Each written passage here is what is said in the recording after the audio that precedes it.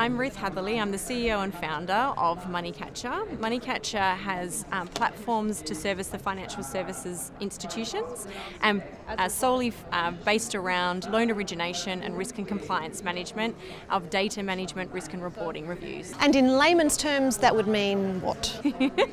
Yeah, and it's a big mouthful really, isn't it? So really what we do is we help financial institutions speed up the processes of workflows like loan origination for mortgages and personal loans and other processes like that. We use technology to be able to improve the speed, sufficiency and security of those processes. And we separate out data that is acquired through the process from actual valued and verified data to enable them to have ongoing understanding of those portfolios from a risk management point of view and also a data sharing point of view within the organisation.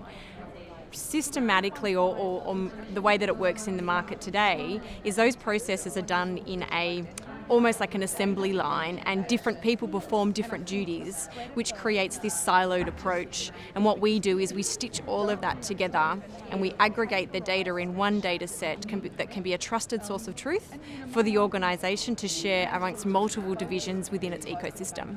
When you say a trusted source of truth, I think blockchain. Has it got anything to do with blockchain? Yeah, well done for making the connection. Yes, we do. So we at Moneycatcha believe that for what we use our types of technology for, or what we're servicing in risk compliance and loan origination, that private permission-based blockchain is the right type of blockchain to use. And because our technology is component-based and it's agnostic in its architecture, it means that we can deploy it both on different blockchain solutions or providers or networks, and also in different cloud environments, which enables this centralized data set, but it can be customized for how a financial institution wants to store and use that in whatever is their preference for both blockchain, cloud or on-premise. Is it because banks, with their longevity and their size, that they have so many silos that they can't do this themselves? Yeah, and look, I think that it's a combination of a few things. One is this type of technology didn't exist in proper scalable enterprise grade even up till sort of 2 or 3 years ago. My company's 3 years old next month, and we've seen a great maturation in the capabilities of blockchain itself in that period of time. So I think that the accessibility of that type of technology, plus with things like the Kubernetes and containers style of development, enables you to deploy in different types of environments and create and develop in an environment and deploy in another type of environment. And you can lift and shift that as you decide and move your thought process around what type of technology you have. And the third thing is, I describe financial institutions, the older they are, the bigger their Frankenstein is. So they have this big core banking system that they've invested a lot of time and money and resource in. And so they've had to plug things on around that as they've matured and grown up. Unfortunately, that Frankenstein's a little clunky, and we're really at a time now where we need that to be able to talk and work well together, because the regulatory pressures and the insights that they're asking the organisations to have around that data set means that we need to look at doing it a different way. Otherwise, we're not going to meet those regulatory and compliance obligations. You sound very convinced that blockchain is here to stay. It's not a fad. Yeah, look, great question. And I believe, actually, yesterday on the Discover stage just over here, I saw a presentation with Red Hat and Block Apps. And the man from Red Hat actually was talking about how Red Hat believes, that blockchain will be a technology that will underpin 20% of the technological infrastructure used in the financial services sector. Now, that's a fair chunk. And so what we think is, and his view is that as the technology matures, we will expand the capability of it. And so what we believe is we've built our platforms with blockchain as one component of the overall architecture, and you can choose as an organisation to put some of the data or all of the data on the chain, and you can mature as the technology matures. So I think that if we make them blockchain ready, we're future-proofing the organisations for when that statistic becomes true. Sounds like you've gotten an awful lot out of being at Sibos this year. Absolutely. I can't believe the types of things that I've seen here, and being here on this floor in the inner tribe sort of area has been really fascinating.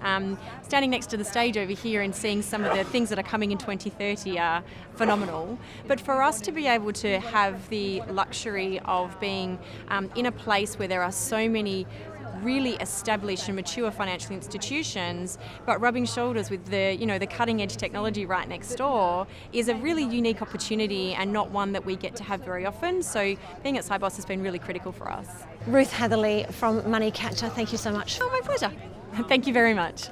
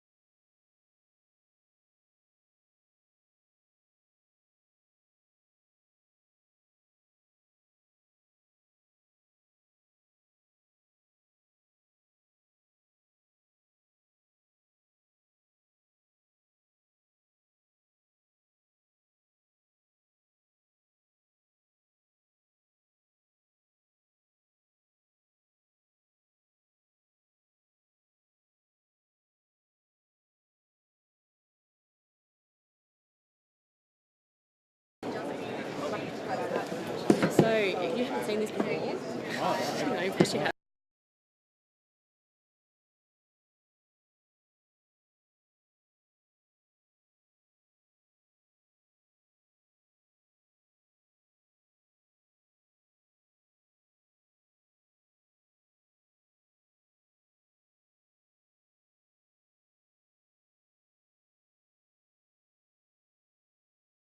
Green because it's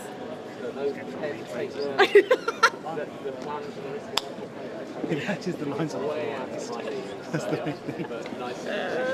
Is HSBC here? they are, but it's all been run out of Hong Kong. So they hasn't really done much. No. Keep going. So I'm.